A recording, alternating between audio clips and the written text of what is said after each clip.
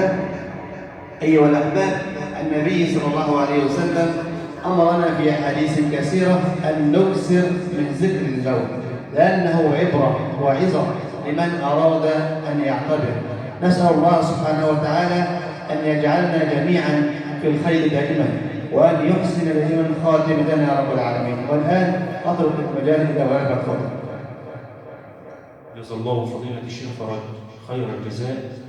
طوف بنا حول الموت، وأن الإنسان دائما وأبدا يكون ذاكرا للموت، ولذلك النبي صلى الله عليه وسلم يقول: اذكروا هازم اللذات. قال: وما هازم اللذات يا رسول الله؟ قال: الموت. فالإنسان دائما وأبدا يكون على استعداد لهذا الموت وهذا الموقف العظيم.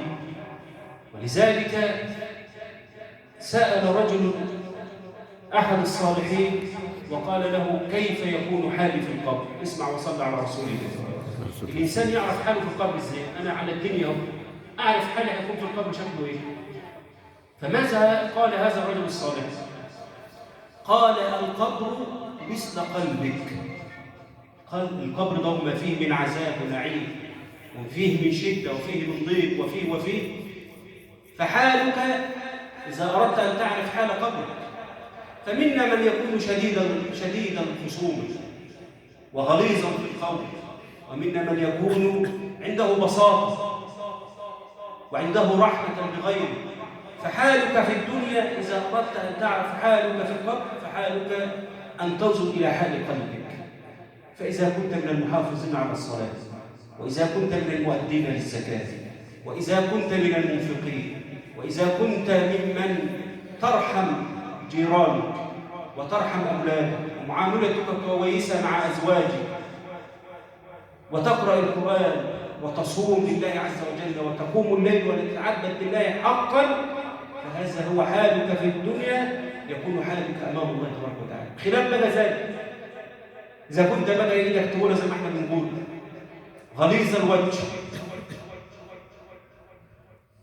لسانك يركف بالألفاظ التي لا تليق بالإنسان المسلم، فهذا هو حالك في القبر. لذلك النبي صلى الله عليه وسلم ذات يوم كان جالسا مع الصحابة الكرام عشان الإنسان يعرف أن الموت أقرب إليه من شراك عليه. شوف وصلت للنبي تشبيه النبي صلى الله عليه وسلم: الموت أقرب للإنسان من شراك عليه. ممكن الإنسان لا يستطيع أن يلبس نعليه ويخرج لا بيت، ولذلك النبي صلى الله عليه وسلم كان جالسا ذات يوم مع الصحابة وخط خطوطا، قاعد يرسم كده على الأرض، ثم قال للصحابة رضوان الله عليهم: فبينما أجل الإنسان إذا هو الخط الأقرب. أقرب حاجة نسمع النبي، أول حاجة نسمع الله. لذلك كن على استعداد للقاء الله تبارك وتعالى. أسأل الله تبارك وتعالى أن يحسن لنا الخاتمة خيرا. اللهم احسن لنا الخاتمة خيرا. اللهم يا مقلب القلوب والأبصار ثبت قلوبنا على دينك. آمين يا رب. اللهم يا مقلب القلوب والأبصار ثبت قلوبنا على طاعتك. آمين. وأشكركم إلى حسن استماعكم، والسلام عليكم ورحمة الله وبركاته.